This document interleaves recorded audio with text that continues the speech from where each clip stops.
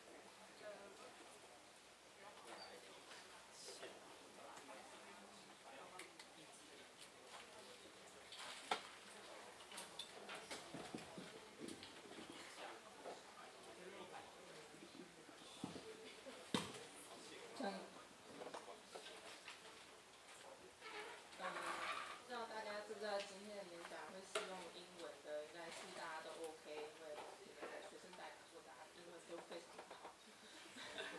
那因为今天因为主要是我们在讲的话呢，就会跟他用讨论的方式。那为了跟他比较方便的，就是讲我也会用英文。所以他是 Lucas， 然后我是 Sarah， 然后我们是大概3年前回到台湾开始。这个建筑摄影的工作室就是 Studio Moonspace， 也许有一些人知道，有些人不知道，但其实我们也是第一次在台湾有这个讲座的分享，这样子也很高兴有机会可以来到淡江建筑，谢谢大家的邀请，这样。然后等一下我们的讲座的一个重点呢，因为我有听他们说，就是大家其实都蛮希望听到一些关于建筑的一些其他的未来。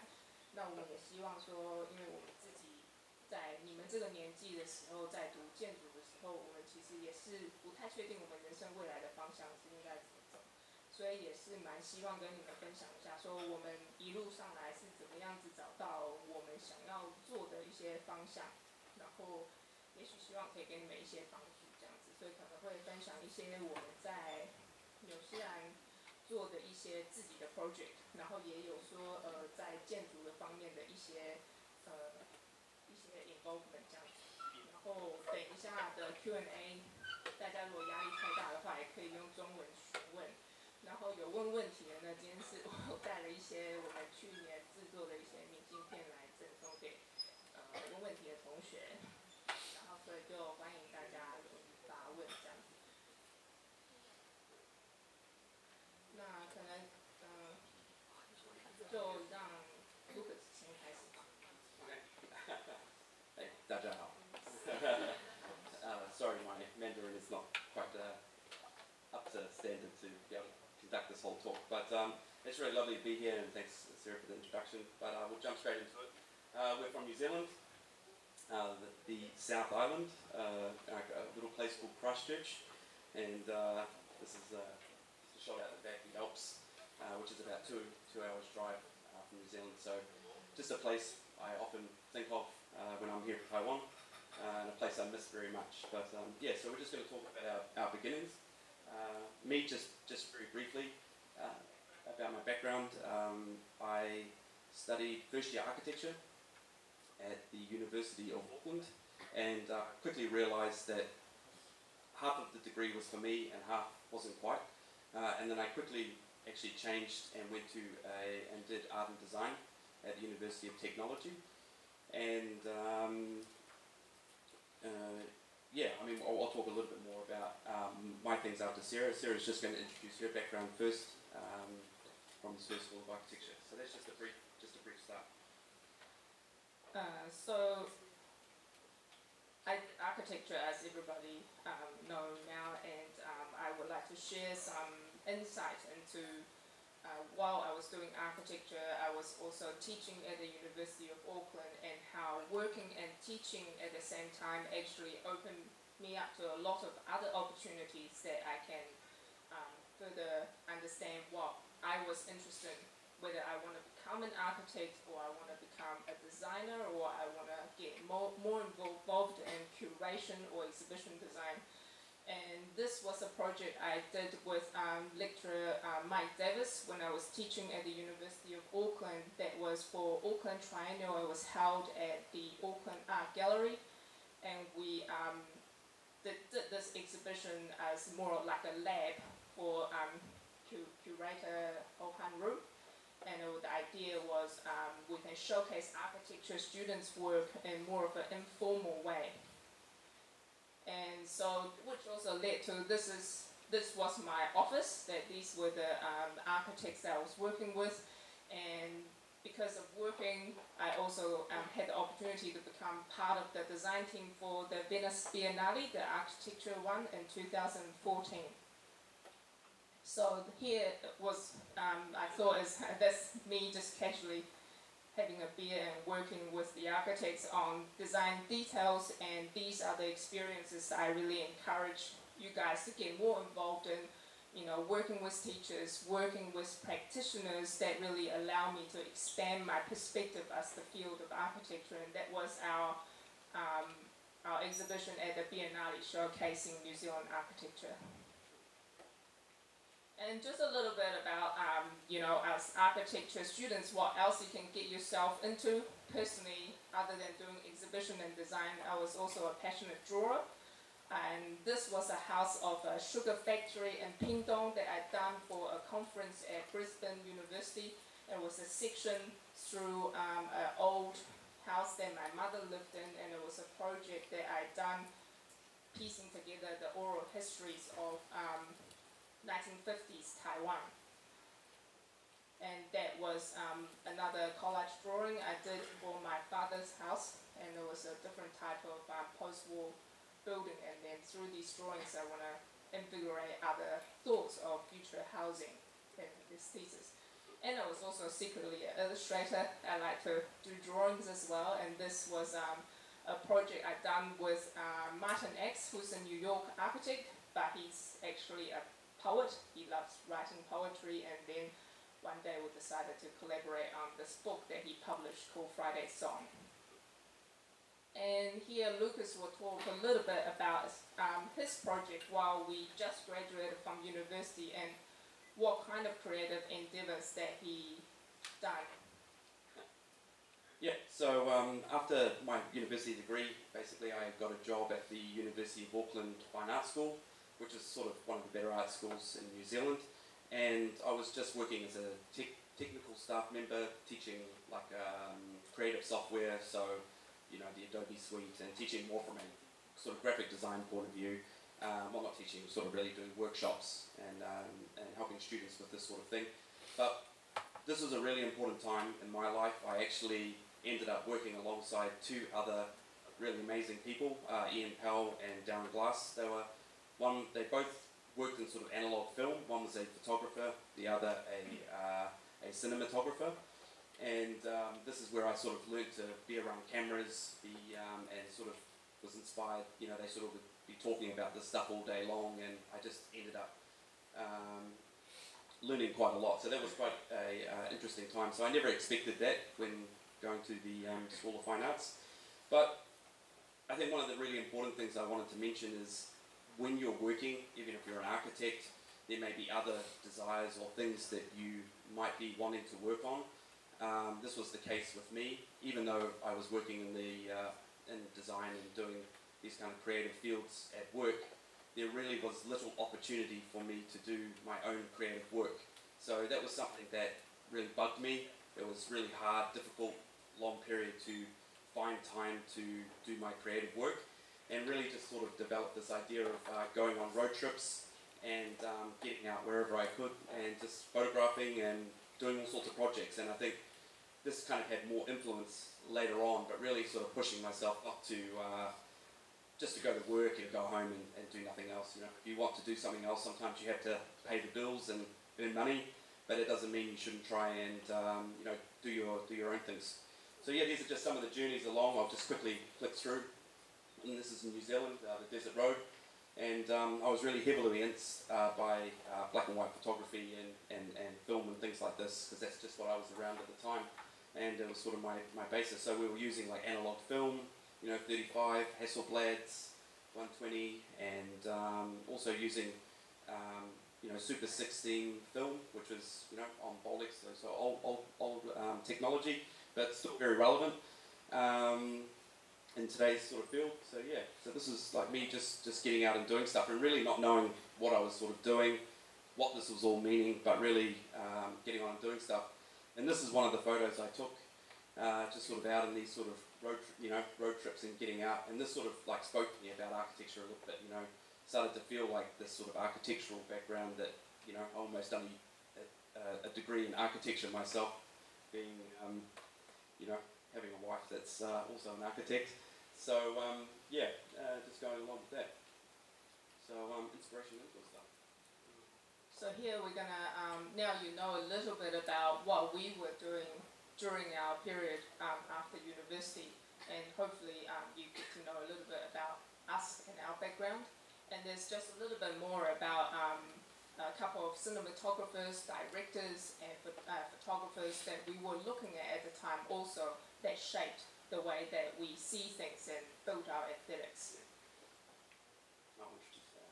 So,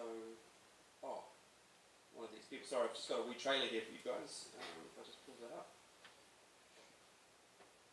This is actually just before I open, this is a Hungarian director. So this is a person called Balatar. I'm actually just sharing this as a wee trailer. It's quite long and quite different, but these are people that really inspired us to sort of help sort of form our visual language. And basically this is a film that I actually go back to quite regularly to look at. And I think a thing that we're trying to share is also looking outside of your field that you're working in. So if you're doing architecture, looking outside of that to gather insight and things to help inspire you, you know. So I thought I'd just quickly show this a little bit. Very, very different to your Hollywood films. But I thought I'd just share just something, you know, change it up a little bit, so not all photography. There is sound, but it doesn't need sound, that's okay.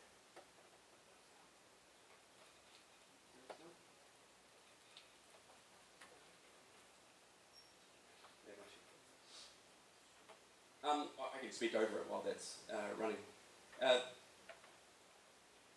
These films is, you know, Bellatar is, these are very, very different sort of things, and actually really inspirational for us and sort of forming our idea of, you know, aesthetics and what actually works and looks really good, and not necessarily being caught up in what's really technical, you know, and all of these sorts of things. Here you can sort of see a bit of shaky camera work. It didn't stop them from getting out, and this is actually a very, very famous film that inspired this thing. So, you know, something we sort of head back to, and I just thought I'd share that with you guys, you know, having these sorts of inspirations. It may not be directly photography, but there's these things that we pull in to try and help challenge us in our jobs to freshen things up, really. There's a really good scene at the end. I'll just let this play through.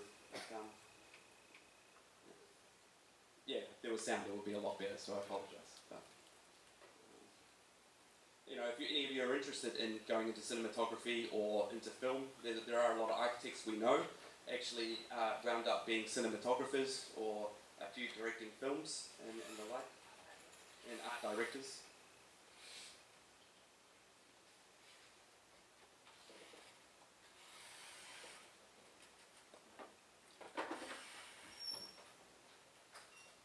This is the scene coming up. So this is actually, this is a trailer. This really doesn't do justice to the film. It's actually a 7-hour long film, and it's quite a challenge to watch, but there is an amazing array of just cinematography and the way a story unfolds and is told, and definitely someone to check out if you're interested in this sort of thing. And this is the sort of other stuff we have depicted. So very dark and depiction of life, but very beautiful. That's right.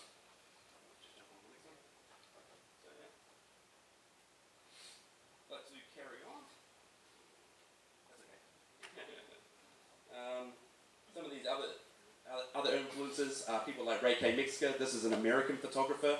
Just to jump back to photography, is just really also opened our eyes up to, you know, another way of doing photography. It's not just like, you know, the correct exposure or you can only do such and such things. This guy was really experimenting in the darkroom, you know, sort of underexposing in some ways his shots and creating, you know, creating contrast between the highlights. And you can really see this in this next shot here, you know, turning the photos into very graphical moments and exposing like this. So this is also someone else who was very inspirational in our early days. And also montaging shots together. This is actually just a singular shot. I imagine that he's then in the darkroom recomposed these shots over and over and then created like a contact sheet and printed larger to create this sort of, you know, different experience of what can actually make a photograph. And so yeah, very, very experimental, I guess, you know, and I still think very relevant today. This sort of coupling of images as well. So just some things that yeah, really ring true. I'll just keep going. And this is Joseph Kudelka. This is a Czechoslovakian photographer, an amazing photographer. Truly, you know, someone I still look at. Someone I still look at today. And get inspired by it. So you can see this sort of reference. It almost looks like this sort of film and cinema and things like this. So we're gonna. There is actually a new. I won't play it, but there's actually a new documentary. I totally recommend you guys check it out. It's called Shooting Holy Land. I did have a bit of a trailer. Would you let me show the trailer, or is there audio? No, now. Yo. Says it can't. There's just a wee, you know, another little wee trailer. It's just, you know, take things away from just showing only photos. Oh yeah. I'll just play it. To come in the place and to feel this. In this place there is a picture waiting for me.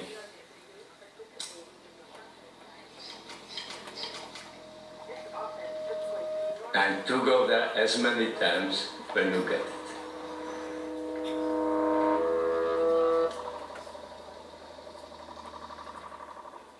I was extremely lucky that I grew up in Czechoslovakia, in a country which was not very rich, a country where not much freedom, and a country in which I couldn't travel.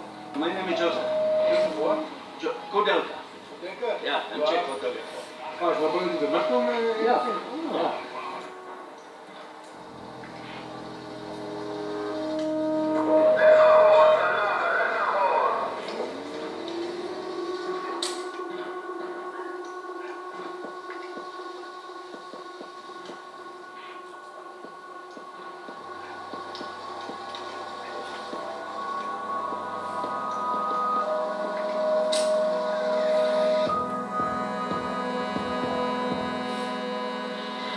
All people can do something like that beautiful.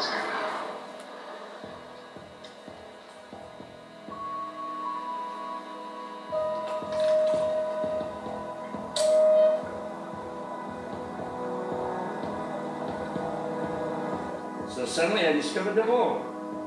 And I grew up behind the wall. For me it was the prison. I was in the cage. So of course, I didn't like the wall. But in the same time, it is pretty spectacular, this wall.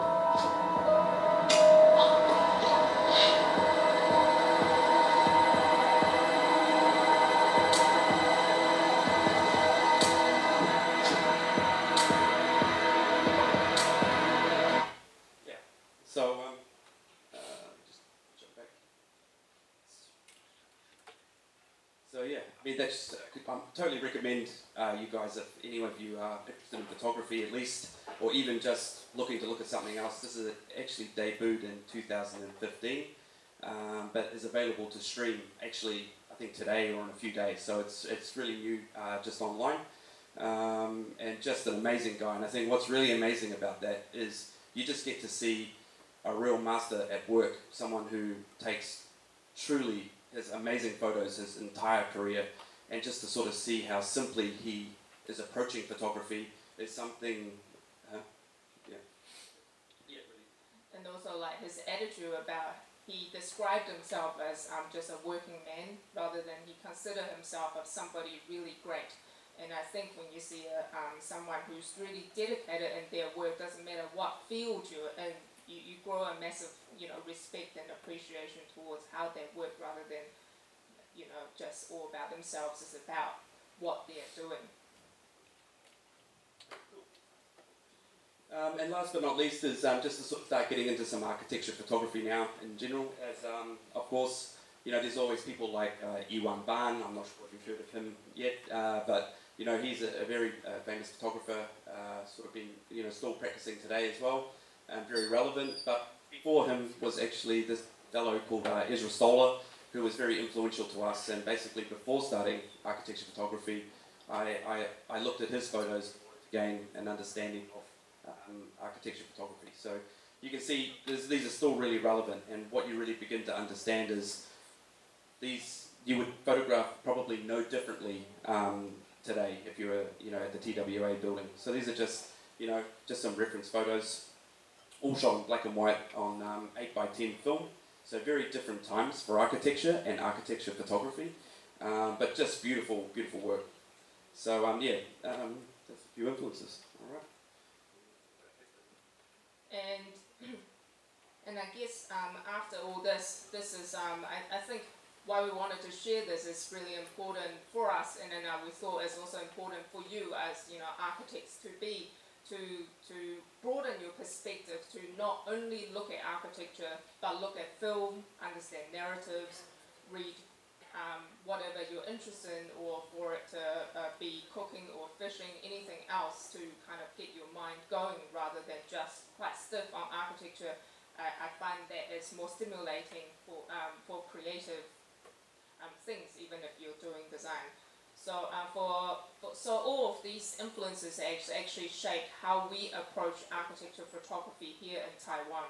And we needed to show you that, then you understand that we actually see architecture photography as a series of experiences captured in two-dimensional form. So we are going to show a few projects where that demonstrates that here. Oh, and just before we jump into the case studies, we could just mention a little how we work. I mean, when we run through these case studies, we're really going to be talking from a perspective, a more creative perspective, not just running through technical skills. We're going to take you through, just sort of run you through why we've taken certain shots and just how we've approached architecture photography. But usually it starts out, we would have a client meeting, meet the architect. This could either be on site or an office. We would then basically have a walk around, which is really lovely. You hear the architect's intentions. We have to interpret that as a photographer, understand that. And then we would be left to our own devices. We would have to check weather, these kind of things, and start photographing and documenting. And this might happen over 2 or 3 days, sometimes 1 day. It's very much project dependent. But yeah, and then we would create a library of photos. So but we usually would have to work by ourselves, and this can be quite stressful. You have to deliver results at the end, so that's the part that can be quite difficult at times, but far more rewarding as a photographer to work, and challenge yourself and work in this sort of manner rather than an architect just telling you directly, this angle, or this angle. So yeah, we would like to start with Toya Ito. So basically to go right in, how we approach this project. Sorry, this is quite bright. Basically how we approach this is, of course, like through the main entrance, and the thing that immediately struck us was the beautiful staircase leading up. And what we wanted to show here was not just randomly taking photos to be beautiful. There's actually a lot of reasoning to try and show how the staircase actually wraps around, and actually how different it is when you go on the other side. So how this form is actually coming out from the wall, how it leads up, and how there's actually another staircase that actually loops up. So trying to really communicate the design and share that for people who aren't able to visit the project. So that's just something in the back of our head when we're framing. We're actually constantly thinking about these sorts of connections. And also, they were quite wide shots. So we're just going through relevant shots that we can talk to you guys about. But here, something like this is, a lot of white space. It really sort of trying to capture that experience of, this huge white walls and white mass and these sort of like little wee narrow laneways. I'm sure if you guys have visited, trying to really share that, capture that, and sort of share that with people in that sort of manner. And I guess when we're photographing, we don't like to assume there's certain angles that is the shot for architecture. And it's important when you're approaching buildings not to assume that the wide shot is the answer for everything. If you photograph with a rule in mind, usually the result will be very expected. Of course, you need that fundamental shots of the key things that describe architecture. But also in these shots, we're trying to say this is the same space, but it can be shot from different kind of perspective in terms of how you experience the building, and that's quite important to us. And likewise, is that showing part of the staircase with somebody on it, and then the other people approaching. It talks about the circulation of the program in that space, and sometimes I think that's important in a photo. And just with this sort of space, we actually just approached this project ourselves. We shot it handheld inside, so that offers a lot of freedom. It's actually a different way of working. Potentially, we may have not taken certain shots if we were working on a tripod. So, there's technical things that come into that. But, it's actually really nice to change up how you're working and have that sort of freedom to work, off tripod and things. And this is a project that enabled that. But yeah, and just and offering those different sort of examples about how to to sort of capture moments. It's an architect may have never thought about this when designing this sort of moment in a photograph, but trying to capture that as something we experienced when there, and trying to pull that into into a photo. And likewise, shooting down, this is what we would mostly try and sort of capture and show. Really sort of showing this sort of how the sort of staircase wraps around that sort of leads down to the people below. And actually, this was a project that we started before we started Studio Millspace. We started the photographic journey actually from one of our New Zealand friends mentioning that they don't hear too much about Taiwan architecture at all on media or other platforms. So they wonder if there's something, then we thought there might be something that we can offer, and then when we came back, that was in time for this to pre-open. So we actually just took our camera for a spin at that point. Yeah, just a little example, just quickly, you know, this is a space I approached it a couple of different times in a couple of different ways. You know, I photographed it and it was more of a sort of central archway, and I really sort of, you know, I was trying to look at how else to sort of convey that space. So, you know, getting up close to the side of the wall, sharing that, how it folds in, and sort of really sort of trying to treat all this space and make all that work. Exterior wise, yeah, maybe just trying to show this connection between the sort of pond, you know, people playing. There was, you know, a ton of people out on that day that we visited, so I was really, really lucky. But also trying to, you know, trying to show this external, you know, the external form that the Toyota and the office have worked with, and, you know, this is just that sort of area seemed to work. It sort of seemed to be the best place to capture that moment and sort of present that. So, and likewise, just sort of zooming in. So, you know, the great thing with digital, of course, is you can, you know, really get round and explore things. So, you know, cropping in tighter, it's a different experience than capturing the whole building, and creating some sort of calmer moments that sort of still talk about that main design feature. I think it was something to do with ear, yeah, sort of human, yeah. Just exploring around, you know, I can't recommend that enough. Not knowing, you know, I was just walking around and capturing these moments. This wasn't planned or anything, but it's just a really beautiful moment with the wee kid there. You really sort of see the scale. You know, I would have liked to maybe have been a bit further back, maybe a slightly different angle, but that just happened right in front of me, and, you know, sometimes you've just got to, you know, they just become important moments. And also, this is a lighthouse by St. Architects, which many of you might know. And this was our first experience with Taiwan housing. Actually, houses in New Zealand don't look like this. So it was an interesting challenge for us to see how we can convey this to the international audience. And for this project, we're going to talk about lighting in architecture photography, and how that building and its material actually reacts differently to different times of the day, and how that, I think, if you're photographing anything, you shouldn't assume that the building will look good at lunchtime, look good at morning or night. It's just like you're meeting different people that they all have different kind of characteristics that you gotta observe and see what works. And same kind of shot in the afternoon, it has a totally different kind of feeling, and we like to provide these to show the architect how their building reacts with lights in different times of the day. And by not assuming, but also there's also the classic elevations for architectural projects, which is extremely important as well. And also there was a building right across from this, so if we had shot any other time, there's a big massive shadow that's on this photo that you can't get rid of.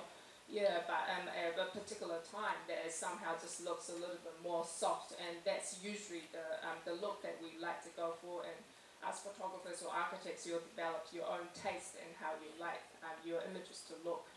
And also not assuming that that is the only time, that we also will try to shoot it at the evening to see how the architect expect this to respond under nighttime lighting. And also, I mean, things like this, sometimes the architect hasn't asked for something like this, but we like to explore and take some photos even for ourselves, and not to assume that this is good or not, but as, you know, people from New Zealand, that they will be interested in the context and the site that buildings are in Taiwan. So for international audience, that is also something that we consider as not just the building standing by itself, it's actually also its relationship to its other around. And also we, this is not also part of the set, but these shows moments where we maneuver around the site, and then we find these kind of unexpected things, and then this means something to us at the time. And we sometimes will take these kind of images not knowing whether it's relevant or it's just no good, but it kind of still, it can become more meaningful over time. Yeah, so it's just showing that there's, when you're photographing architecture, also sometimes when you want to expand on a particular feature, zoom is an option, but sometimes zooming without context or zooming without things can work or cannot work. And in this instance, we actually have tried a few versions, and this version, they related to the ground again, and with the building cutoff, actually reinforced the double layer skin that the architect has designed. And night shot and working with street lamp can be very painful.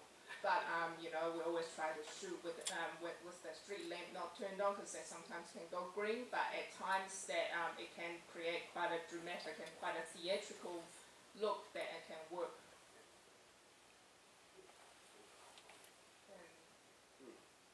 So this is Stunning Apartment by Very Studio.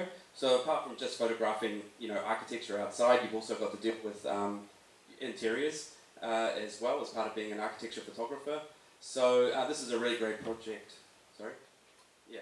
So this is a really great project to sort of introduce about that. And also this is you know, we had mostly shot interiors, well, natural lit, it's always a sort of a preference, but was really coming across more and more having to sort of light with lights on. So we'll just talk a little bit about that. But the decision here was really to, you know, it was a major design feature to have, you know, the lighting, and it's sort of really lit and talked about that sort of arching sort of cave-like form, you know, that's been designed at the top.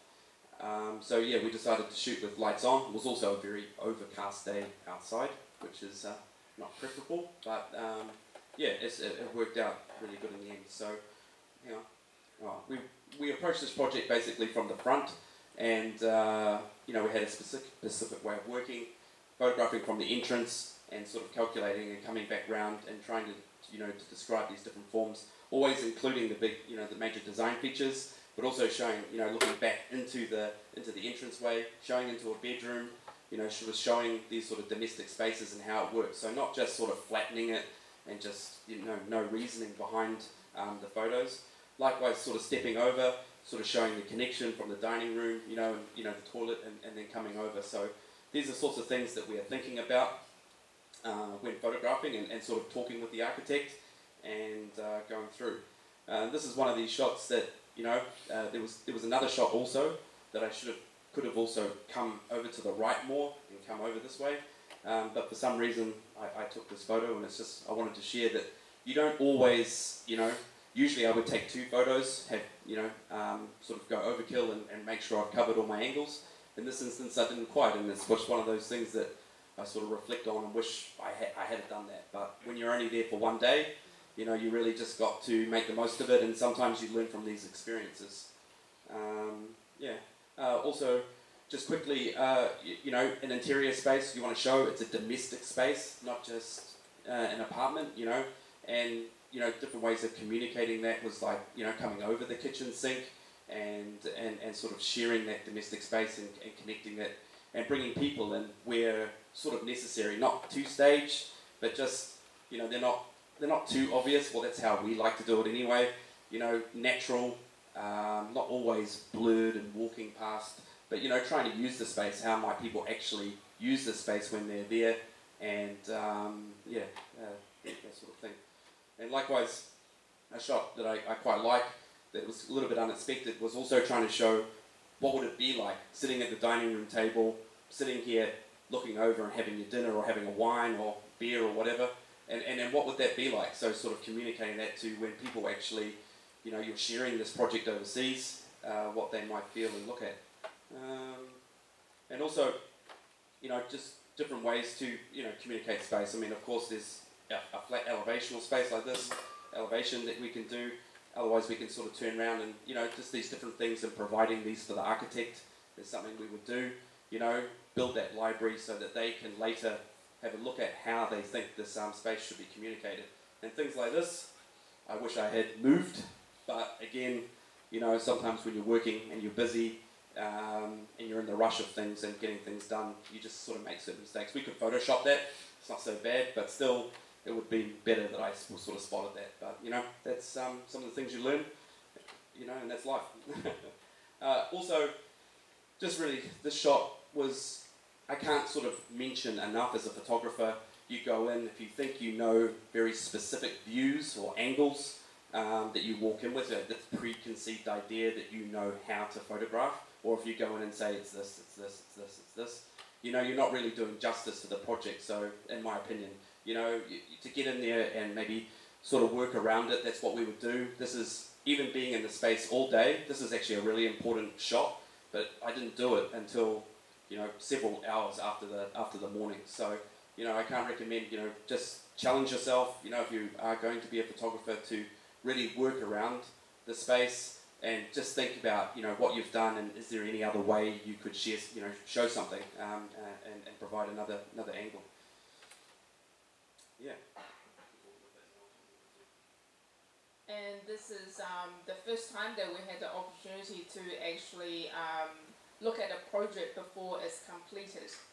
We went in with architect Zhou Xu to have a look at the building while in construction, and actually it took us by surprise. And Lucas also went in with handheld photographing this space, and actually we realized actually with people and with the project not being completed, we tend to approach it in a different kind of way, and there's certain different kind of liveliness in this, we feel. Trying to capture the architect walking towards the scene, you know, the frame that you got at the time may not be perfect, that's how you might do it, but at that time then it seems right to actually, it's about the moment rather than whether everything is totally accurate sometimes in the photograph. I think this photo is important, you know, again, just approaching these spaces when you're walking past, you know, we had to be really quick in here. There wasn't much time to sort of really think or do things. It was just walking around. But, you know, you take shots and they sort of communicate something later on, and this is actually one of those shots that I really like. You know, it really shows the central sort of core to the building, and sort of shows the space, how that sort of works, and going back in. This is, yeah, just a shot sort of under construction. Probably shouldn't be in there, but yeah. You know, other shots. So this is actually photographed when it was open. We just sort of went for a visit. I didn't do too much, but yeah, we just sort of took some, you know, this is just a shot down. Again, just trying to vary up things and really show that experience. So not just always elevations or, you know, sort of angular perspectives, but trying to show things a bit differently. Exterior-wise, this is actually shot during construction. They actually put a whole bunch of trees up in here, which is really unfortunate because you can't actually like see the way through. But yeah, so you know, again, you know, visiting projects before they're completed and sort of taking an interest in them and trying to do things, you do get some interesting things happening. Again, under construction, it's just a very different vibe and different, you know, seeing the building and this sort of it really is quite interesting. So it takes on a whole new life to say. And a bit of a comparison, so you can see here between the two completed, slightly different angles, very different angle, but yeah, so just feelings very different. So architects overseas sometimes really like to see, you know, buildings in construction and you know, and sharing those sorts of moments as well. It's something to think about, even if they're, you know, site photos is, you know, are always important and share a different aspect of architecture. We think. Details. So, you know, this is actually, I found it quite difficult to get a nice detail of this, of the project, you know, to really show all of these different interconnecting boxes and the stairwells and ramps, but also connecting back up, having the sort of columns that were holding the canopy and sort of capturing all of that sort of thing together. So, you know, really working around the project, trying hard to sort of have these things in mind, not just I want to take a beautiful photo, but really trying to communicate these things back, the design sort of intentions and those sorts of things. Here, really, you know, if these two people weren't here, I may have not taken this shot. You know, that sort of response, they sort of activated, you know, that space and sort of made the photo. Like, you know, you can sort of tell that this is a decking that you can be out on, and, you know, getting that beautiful sort of shadow from the canopy was, yeah. And, here, just quickly, you know, when walking around, we're just trying to show also like how these columns come to the ground. you know, it's all well and good just to have elevations or big wide shots and things like that, but to try and get in and communicate how this column actually comes down, slices through the form here, and these sorts of things. So you've really got to have, in my opinion, you know, really got to understand architecture, you know, just to be an architecture photographer. That's why a lot of, you know, architecture photographers, especially good ones, do have an architectural background that they go into. You know, they really understand architecture, they understand these intentions that architects have, and you really want to communicate that. So again, another point of view is, you know, shooting up, sort of different angle, and depending on how you want to sort of communicate that, really. They both say very different things, these photos. Yeah, and I've just got a few more photos here of basically mentioning sort of getting around a site, you know, not saying you 100% know that this angle is going to be great or this angle is going to be great. Sometimes we go back to the computer at home and check the files and it's like, oh, garbage, garbage, garbage, oh, this is good. You know, like, that's the sort of experience that happens. And sometimes you think a photo is good on site, you go back and go home and you go, it's not really as interesting as I thought, you know. So having that review process and sort of really being critical about your work is really important. Yeah. And also, you know, we like to also demonstrate, some architects don't like this, but actually overseas architects really enjoy seeing the context, so sometimes we really don't mind the scooters, and we think that's just part of what Taiwan is, and that's very interesting for people to know that this building is in Taiwan. And so we don't try to avoid that, and then this was shot at a different time, at a different point, and then for this project specifically, we spent a lot of time walking around capturing different points because we felt like this building has many different faces rather than the one singular moment for it especially.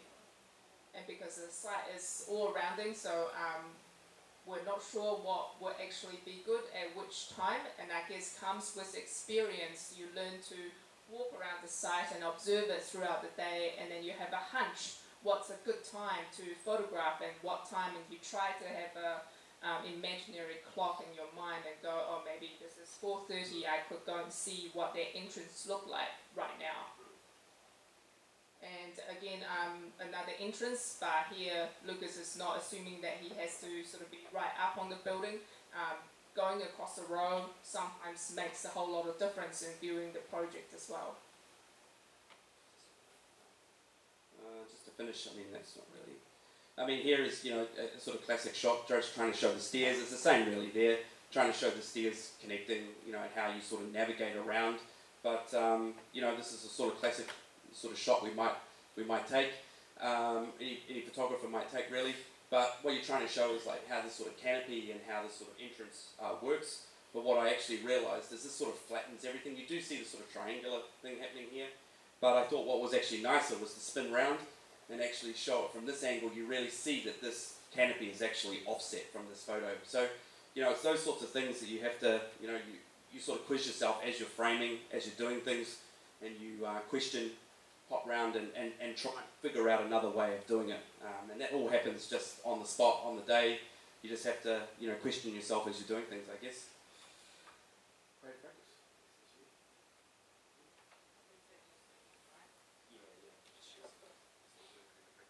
So that was some of the project that we wanted to share about, give you an insight into how we work as architectural photographers here in Taiwan and how we work. I mean, every photographer works differently. Some people shoot headers, some people shoot only the shots that the architect tell them. But how we like to work is we like to have a little bit of a trust from the architect and then to explore. So sometimes it's also maybe an insight into you might become an architect who might work with a photographer in the future or become a photographer. It's kind of interesting to develop your own way of working and don't be afraid to communicate with the architect or your photographer how you prefer to work. So that will, I think that will invigorate like the best results. And here we want to show a few images of, to encourage everybody to do more than just architecture, to make your architecture better, or to find what you're interested in is extremely important. And here we're going to talk about a few projects that we are also currently doing other than doing architecture photography.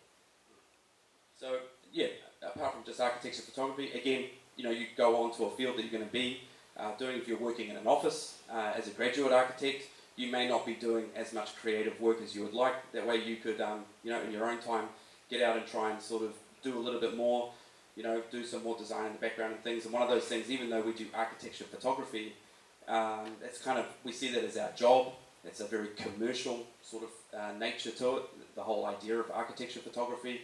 But we try and do some other things outside that help sort of challenge us to, you know, and one of those things is, you know, such side projects as when we're traveling around Taiwan, I try and, you know, if I see something of interest, getting around and capturing that. And one of these things that we spotted one day was actually an old military housing sort of village that was all, had the fences ripped down, and they were just about to start renovation. There was nobody there.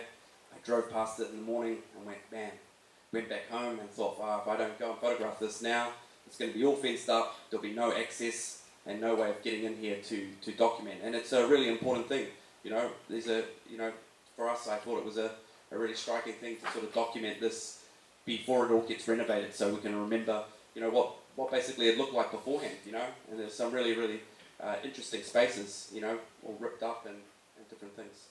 So, yeah.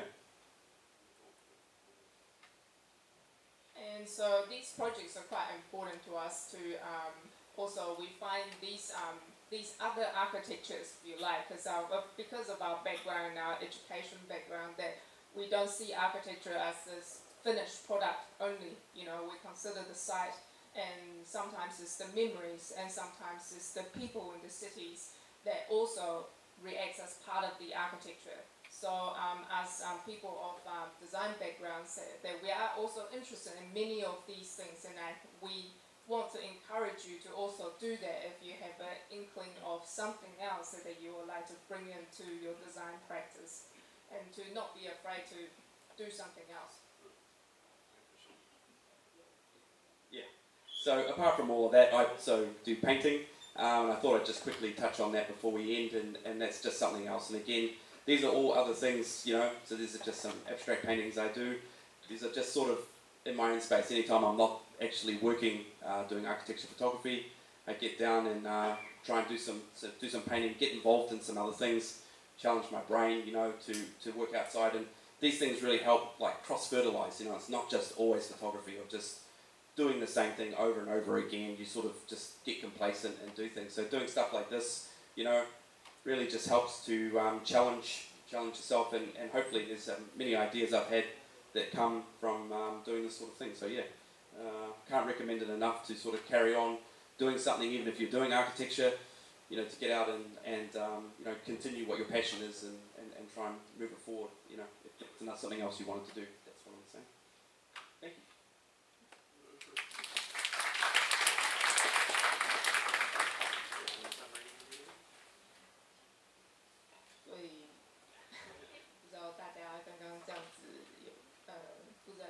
解了一些，希望就是有得到一些你们最主要我们的主轴，其实就是说，在做建筑之余，其实应该大家都有其他，你蛮 passionate， 就是很有一些热情的其他的部分，就算是你喜欢钓鱼啦，或是煮饭啦，或者是说绘画，或者是说做一些摄影，其实我们都觉得说要成为一个好的建筑师，其实不是只认识建筑而已，其实也是要很认识你自己在创作上有什么其他的东西可以刺激你在建筑这个部分的领域。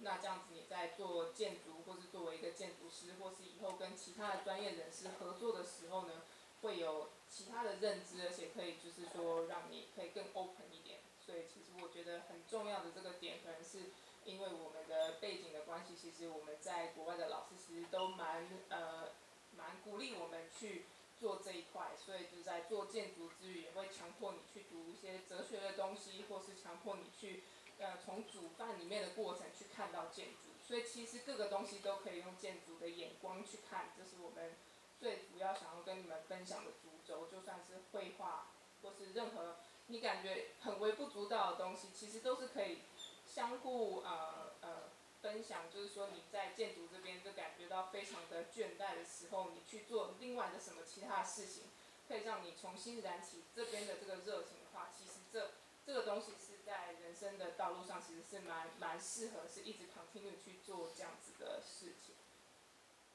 然后我们只是对，就如果有什么问题的话，也可以询问关于我们的工作也好，我们的背景也好，或者是任何其他的，或者是关于摄影。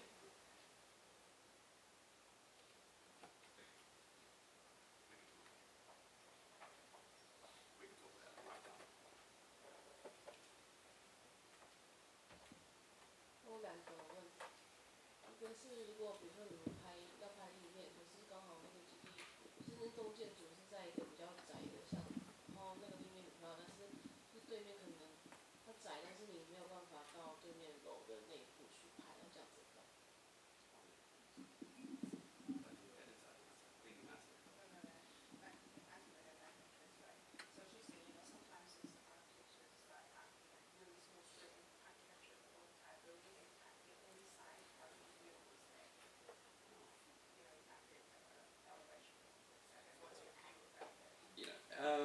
If you can't get the entire elevation, I think like you've got to try either getting up, try and get elevated. If you get elevated, you're actually able to capture more of the building. That would be the first thing that I would try. If failing that, and you just can't get that elevational shot, that's life. I think you'd have to try and work around it. Try and capture some tighter frames that still capture the sort of architect's intent. It may have to be cut off, but really try and frame that nicely to capture that experience. But also I would get down the street and try and capture the environment and try and find a time whereby the street looks good and the architecture looks good. 也许这个问题我也可以翻译一下，就是说，其实我们在现场如果遇到刚刚同学提到那个问题，我们其实不是说，我们也都会跟建筑师沟通说，其实我们有时候如果遇到这样子的瓶颈，我们不妨可以尝试说，在小巷子里面 take 一些就是比较跟生活有关联的一些照片。那如果是 building 会被切掉的话，我们也是会用另外的方式说去让大家可以理解这个方式，不会说一定是拍不到整个建筑就会是世界末日的一件事啦。因为其实有时候建筑就是这样，那当然有时候你也不能空拍的时候，那就会是可能就要用其他的方式，像是可以去比较取景 zoom 一些部分，或者是比较 focus on 它跟 ground 的 relationship 吧。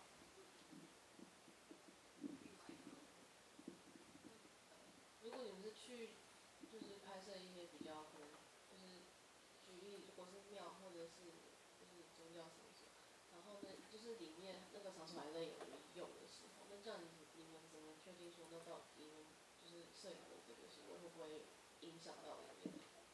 然后怎么样去决定要不要拍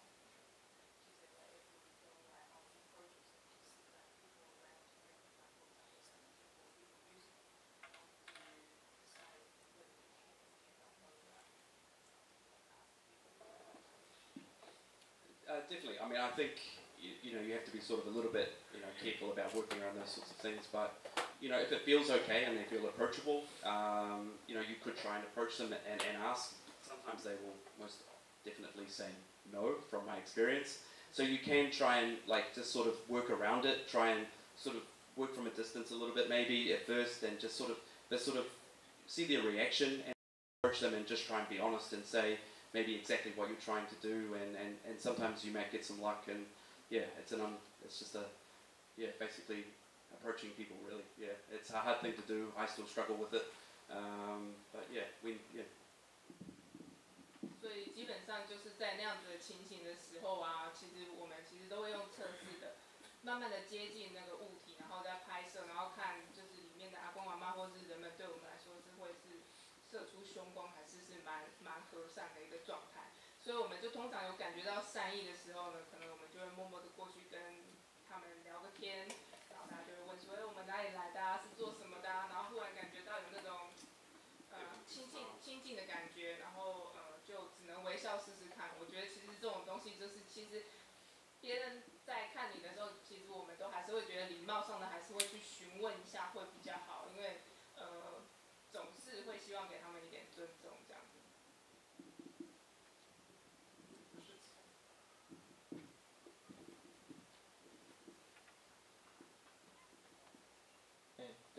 刚刚看到你们一些摄影照片，像 military housing， 就是很废墟风格的一些照片。那想请问你们在过去摄影的经验中有没有去过一些禁止一般人员进入，或者需要特别申请才能进入的，对，像废墟那样子的空间？那你们是透过什么样的方式去接近那样的地方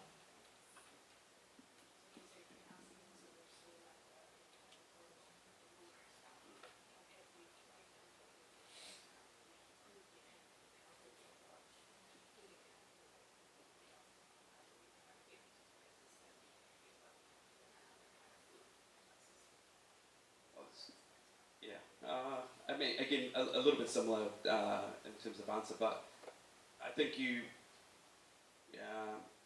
I still think the best way is approaching people, being honest, and trying, to present what it is that you're doing, what you're working on, and hopefully sort of just trying to strike up a conversation, but really trying to, there are sort of places we've been turned away from, places we've been accepted, especially with trying to get vantage points in documentary.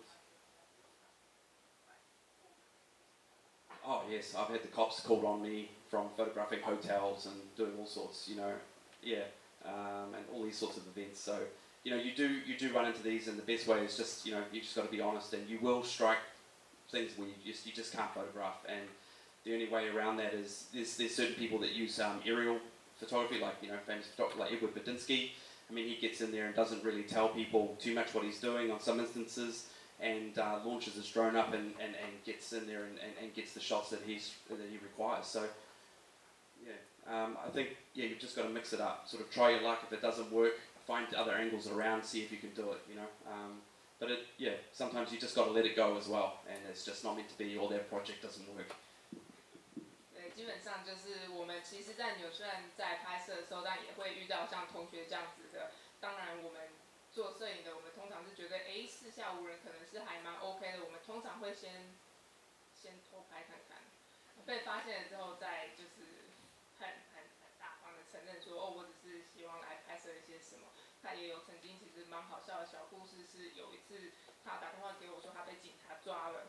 因为是在拍摄一个 hotel 的时候，有县民说现场有人放置炸弹，所以他那个时候可能几个礼拜没有刮胡子，所以就被警察抓起来说，可能他是在查看可以放炸弹的位置。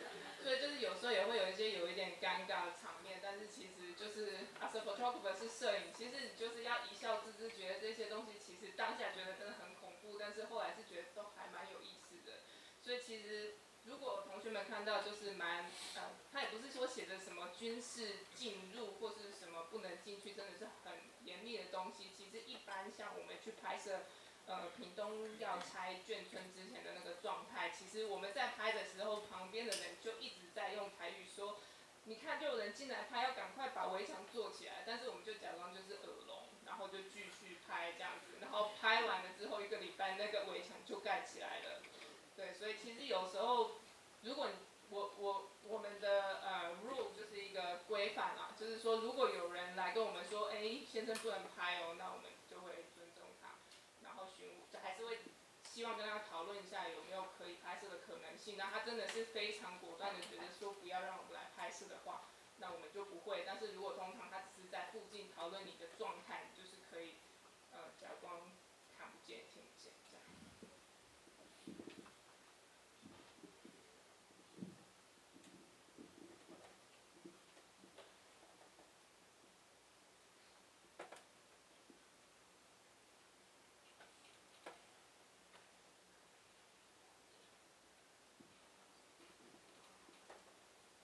Okay, I've also got 2 questions.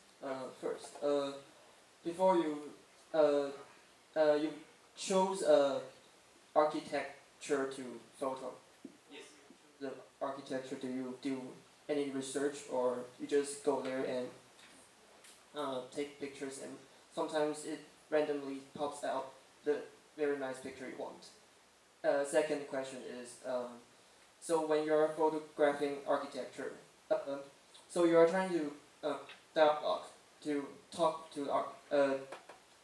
with the architecture, and so the picture can't capture all the architecture because you're trying to let your audience know what you're trying to say, like the column, how the column works. So if you do that, but then the picture couldn't probably wasn't that or something. What do you cope with that? I'll answer the second question just because it's in my head. I mean, in terms of if it wasn't, what we're trying to communicate.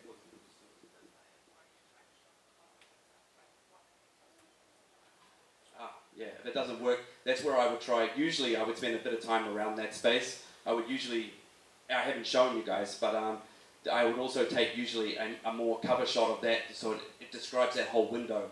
So if I was, like a backup shot for myself to describe the entire space, I've come around on an angle, but I would usually also take a sort of flat elevational shot as a sort of backup for myself, in case, that didn't quite work. But yeah, I mean, if it's not a beautiful photo, you just, it has to go. Sometimes you're trying to say something as a photographer, or you're trying to describe it, it just doesn't work. The architecture doesn't quite sort of talk back to the photo. The photo doesn't quite frame it correctly because you're framing other things out. I think it's more a case of you want to try and show different aspects of the architecture, so not always wide or further away. Sort of perspectives, but getting in closer as well, and sort of sharing some different moments so people can sort of gain a. 所以他刚刚那个同学是询问说，他先回答第二个问题，就是关于说，万一他想要拍摄关于那个 column 之间的一些关系，那如果那个 photo 出来是不是很好的怎么办？那个 Lucas 的意思是说，其实那就是我们在探索建筑的一部分，就是说当然它也会有一些 backup plan， 就是一些备案啦。所以我们在拍摄那个角度之余，其实我们也都是会拍蛮多，就是有一些就是比较 classic 的建筑的一些角度，广角的，或者是说那种 centralized 的 symmetrical shot。我们也是都还是会拍那一些，所以如果到最后那个 photo 跟那个没有办法 communicate 那个 architect 的 intent 的话，其实我们还是有其他的备案是可以去看，只是说在这一系列的照片中是很希望去跟大家说要拍照，说不是只有说拍到建筑的全景，或者是说只有很 zoom 的一个 detail， 或者是说只有做一些非常很 standard 很 classic， 就是说一般建筑都会看很正中间的这一些之外的一些 moment 是我们很期待说接下来的一些你们在如果有这个兴趣去做拍摄，或者是说有跟 photographer 合作的话，其实在set standard 之外的一些东西，其实你可以看到那个摄影师的他的一些个性跟他所喜欢的一些角度，也许。像我们有一些合作建筑师，他会觉得说，跟我们合作之后，他也许能够从我们的照片看到另外他自己所设计的建筑的风貌，那是我们很期待可以得到的一些 feedback， 这样。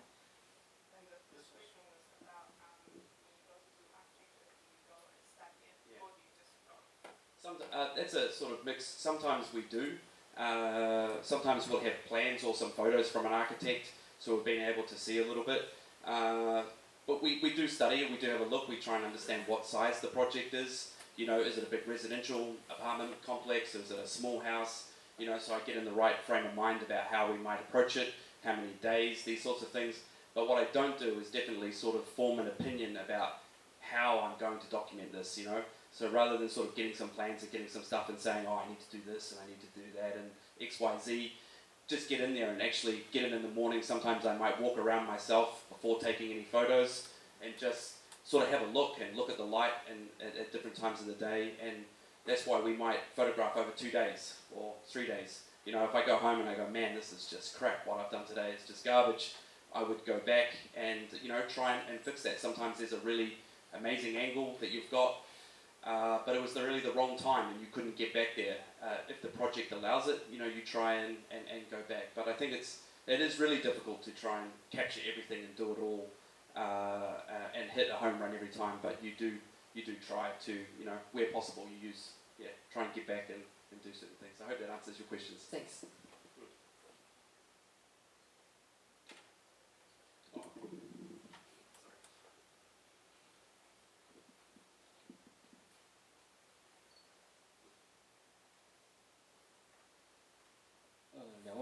就是问题是，目前到现在你们从业以来，有遇到那种让你最印象深刻的困难是什么？然后，那是什么样的东西继续撑持你们，让你们继续从事这个行业？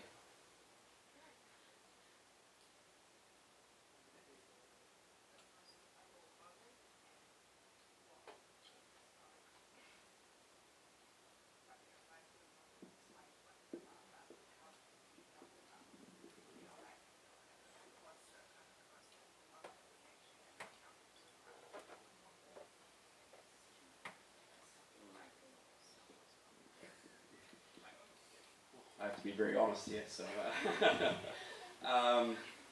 wow, most difficult circumstance. I think there will be a couple of things. One, it's a little bit hard for me to talk about that in terms of like architecture photography, but I think one of the major difficulties that would be is just working with a massive variety of different people and sort of explaining how you work. It sounds really easy that when you're in business, you're not just taking photos. You also have to communicate with people, you know, talk with architects, maybe marketing, you know, like all these people want it and they all have their points of view, and you have to sort of manage all of these different hats, not just taking photos, but delivering results, and it actually can be quite sort of taxing. It's not the most thing that I would say I would give up. That would actually come on my own creative work. Starting architecture photography, we were kind of pretty fortunate. We started taking photos and we sort of got some commission jobs, and it's gone quite smoothly. But what hasn't gone smoothly, and something that still is struggling me today, is actually my own creative work. Finding that time to develop and do my own creative work. I'm very judgmental on my work, I'm very hard, and I still don't feel, you know, maybe architecture photography in terms of this kind of work has gone well, but in terms of a more creative practice, it's something that always gets pushed on the back burner. It's always second to work and earning money, and I think that's something that I have wanted to give up for sure. I have not wanted to paint another picture. I've gone in and like just carved up paintings just because it's just, you've gone back, or you know, you might have been working for 2 months and you go into the studio to go and do some other work, and then it just hasn't turned out because you're not doing this all the time. So of course you're always rebuilding, and that's a very hard thing to explain, but you know, that has definitely made me want to give up multiple times. What kept me going? Wow, craziness. Just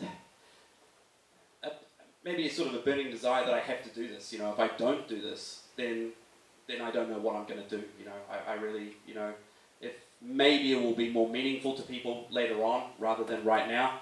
Maybe it's sitting back, not having to post this kind of work on like social media, but busy working away in the background. You know, keep pushing yourself and work. And sometimes it may be 10 years. I know photographers, there's a very famous photographer, Alex Soth, an American photographer. It took him 10 years to feel comfortable to put his first body of work out. He had done work beforehand, but to put it into a book form and publication, he sort of mentioned it was 10 years, I believe. And I just think, you know, you really have to have that staying power and belief in yourself when everybody else says it's no good or whatever. You know, if you keep pushing yourself, you know it's good because, or you know where it's wrong, and you know what you need to improve, then you can sort of go forward.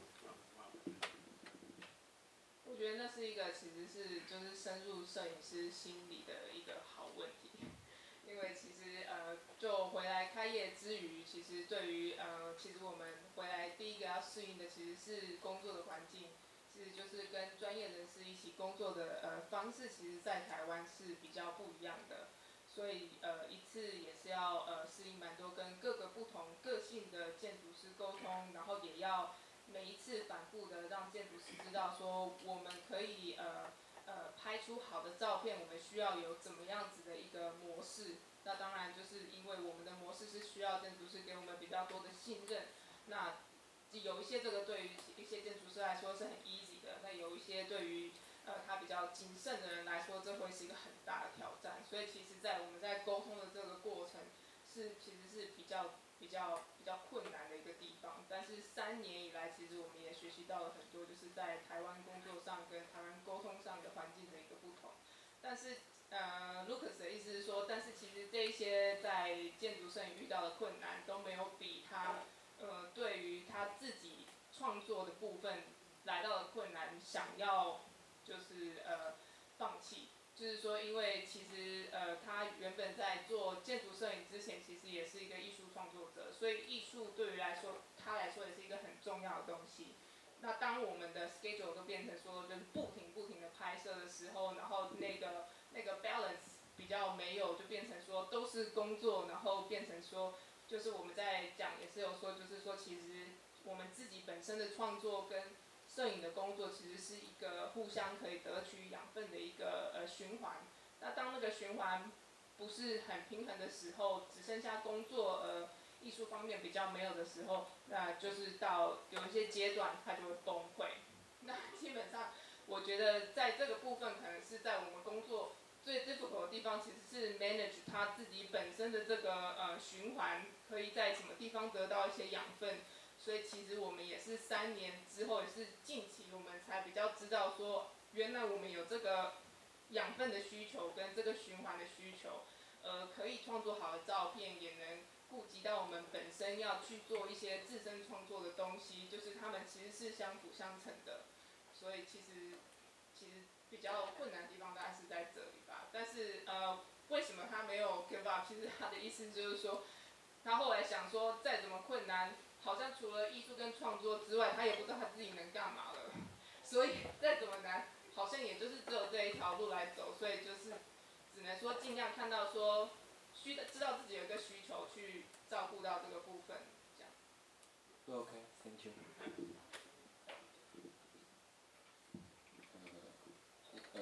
我的问题是延续刚刚他的第2个问题。那for example, in the Taichung Opera House, we can see the angle you choose and show the relation of the curve, the stairs, and the wall.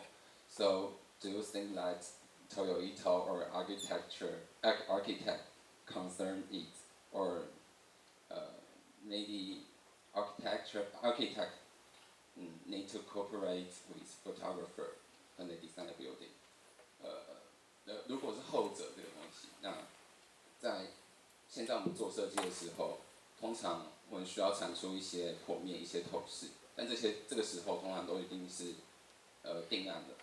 所以如果这个样子的话，那这些透视我们需要在什么时候介入在这个设计？那它带给我们是什么的意义？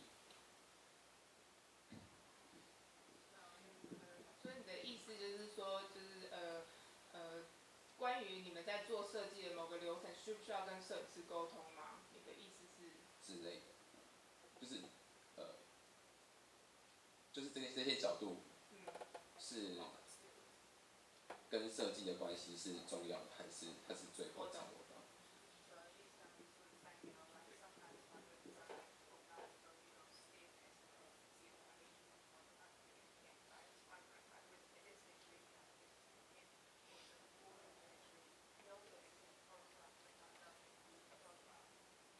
？I think you can approach it both ways. Not to know or not to know. We may, as a photographer, that was my way of sort of viewing the project and wanting to sort of show it in that manner.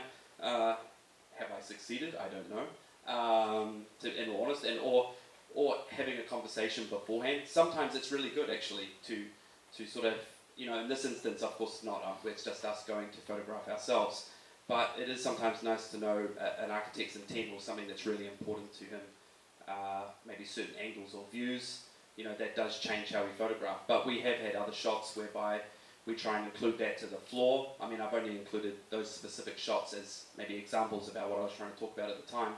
But you do try and figure out ways to both things. So these kind of isolated things, whether it truly connects with, how he envisaged it or how he wants it documented. That's sort of, there's that sort of grey area, I think, that, there's us as a photographer, how it might be sort of pictured and what they think. Not always how an architect thinks it should be sort of captured or documented is not always the most interesting way. It might be very standardized and be very sterile. So being able to offer something different as a photographer is quite nice. But yeah, again, doesn't always work out. Second question was, what was it? 刚有第二个 question 吗？ I hope I answered that. 对，刚刚那个同学的提问是关于就是说那个建筑师的 intent 跟建筑师对于设计的一些理念跟概念跟图面的部分，在建筑摄影的沟通面有什么样子的一个角色？那因为我们当然都是会在场刊之前，尤其是第一次合作的建筑师，我们都会希望可以跟他当面的沟通。但有时候可以知道建筑师的一些 idea， 其实对我们来说也是蛮 helpful 的。因为有时候就像王哲的那个 apartment， 他会跟我们说，他希望看到空气在空间流动的感觉。那就很抽象的这种东西，其实也会给我们一些 idea， 说，那流动的感觉，那就是说，我在 photograph 的时候是要很注意到说，这个空间跟这个空间之间的关系，那跟这些 archway 之间的关系，我要怎么样把它连构起来，而不是说只是一个非常平面的一种构图方式。那如果是用这样子的沟通，我觉得是比较好的，就是说让我们知道一些 intent。但如果是比较说制式化，说一定是这个角度、这个角度、这个角度的话，其实有时候不同的摄影师也许他会觉得那是很 helpful 的，但是对于 Lucas 跟我们来说，其实那会是比较限制一点啦。所以我们可能会比较喜欢跟建筑师讨论他 idea 的一些起源，跟他在建筑里面一些重要的元素。那有一些地方我们才会说在拍摄的时候比较注意到这样。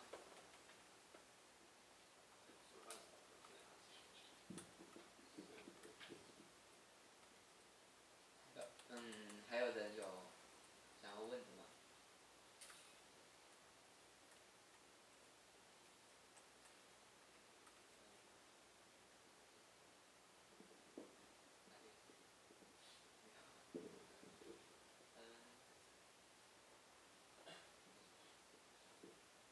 那我们先掌声，谢谢今天到来的卢卡斯跟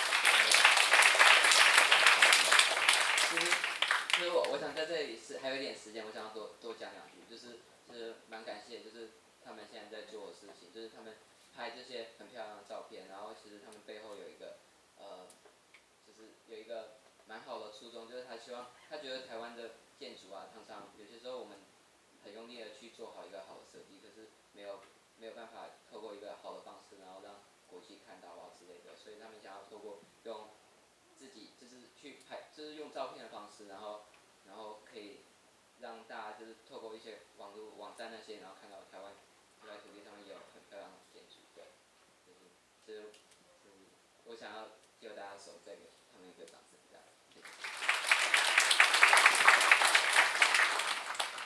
对，今天真的是很谢谢大家，就是在台湾，其实我们只有去过几个建筑系，但是都是拼图的一个方式，就没有说是以建筑摄影的方式来跟大家分享。其实对我们来说，要跟你们讲什么，其实我们也是非常焦虑的，想说就是可以怎么样能协助你们，所以我们也是用一种我们在你们这个年纪在建筑系的时候会有的一些彷徨跟会有的一些想法，自己到底是不是要成为建筑师呢？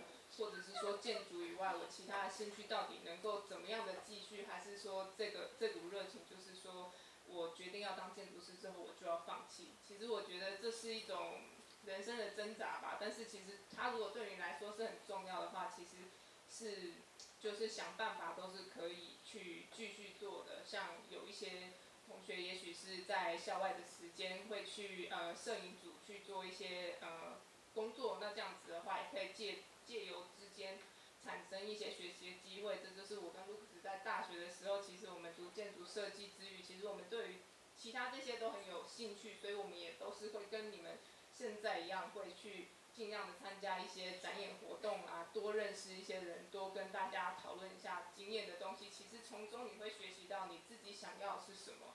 其实我们有时候会觉得说，我们回来，其实我们两个都没有想到说我们会从事建筑摄影的这个工作。其实一直以来我都以为我会成为就是继续做建筑，然后他可能就是继续做他的平面设计师。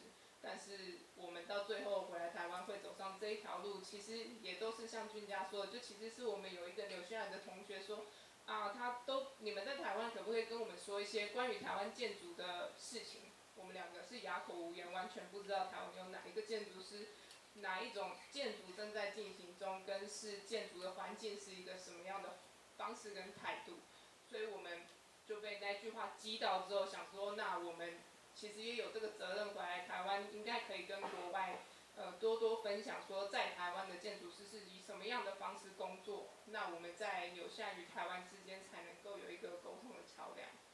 对，所以谢谢大家。谢谢。